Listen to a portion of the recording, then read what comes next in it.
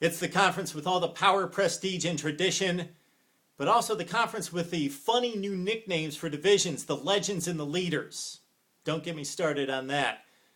It is the second best conference in college football, according to MarkRogersTV, the Big Ten. We've got the Big East at 6, the ACC at 5, the Big 12 at 4, and the Pac-12 at number 3. And yes, the Big Ten with Nebraska at number 2. Despite some recent disappointments in postseason play, most notably last year, Michigan and Michigan State throttled on New Year's Day by Alabama and Mississippi State. But let's delve a little deeper. Ohio State did win the Sugar Bowl, despite what the NCAA says. Iowa and Illinois won impressively against Baylor and Missouri. Penn State had Florida inside the 25 late in the game in the final minute. After dominating the first half, Nittany Lions came up short. Northwestern, without quarterback Dan Persa, the best quarterback in the Big Ten, lost a shootout against Texas Tech. So the Big Ten, going back some years, 10-11 in BCS play. Keep in mind that 5 of those 11 losses to USC when the Trojans had the premier talent in the country.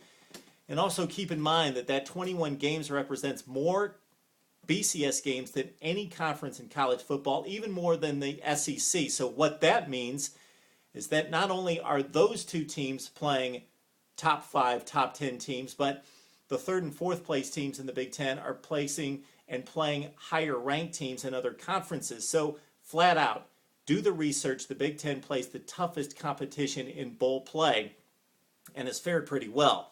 6-6 against the SEC in the last 6 years in the Capital One and Outback Bowls. Okay, let's focus on 2011.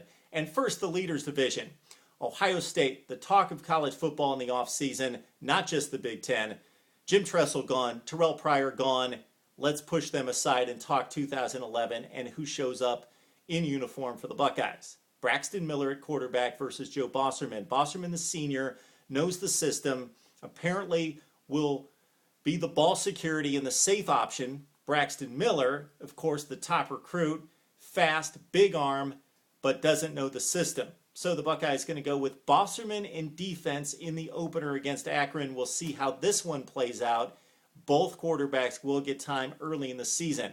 Of course, the big question for the Buckeyes, the suspensions take away their 4 best offensive players in the first 5 games, and they've got to play Michigan State and Miami on the road.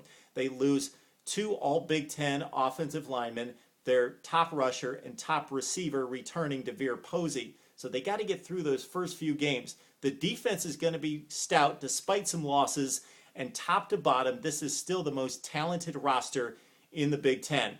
The psychological question is, do the Buckeyes and head coach Luke Fickell, a rookie at this and a rookie in a tough, difficult situation, do they implode when they face adversity, or do they rally around the us versus the world mentality? It will be interesting in Columbus. Let's look at Wisconsin.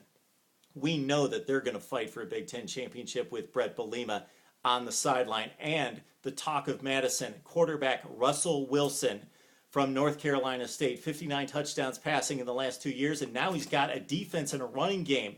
He will hand the ball to James White, 1,000 yards, 14 touchdowns, and also Monty Ball and that great Wisconsin offensive line. Yes, Gabe Karimi is off to the pros, but Wisconsin's offensive line is massive as usual.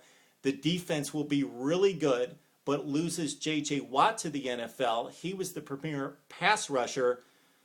They need 2009 Freshman of the Year Chris Borland to step up after missing all of 2010. So Wisconsin is strong on defense, but they need to find a pass rusher. Penn State needs to find a quarterback. Matt McGloin, the feisty competitor, got the nod late in the season, 14 touchdowns, 9 picks against Rob Bolden. He's got the big upside, but didn't produce 5 TDs, 7 picks. Penn State doesn't have a running game, has not had a running game in recent years because the offensive line has not been good and does not appear to be very solid for 2011. Silas Redd will get most of the carries in the absence of Evan Royster.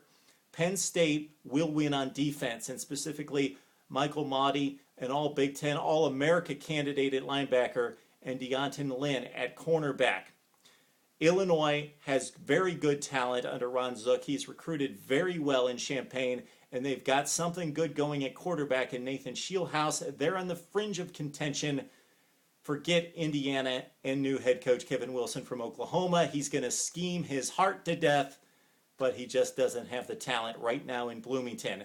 That's a look at the Leaders Division. We'll be back with the Legends on Mark Rogers TV.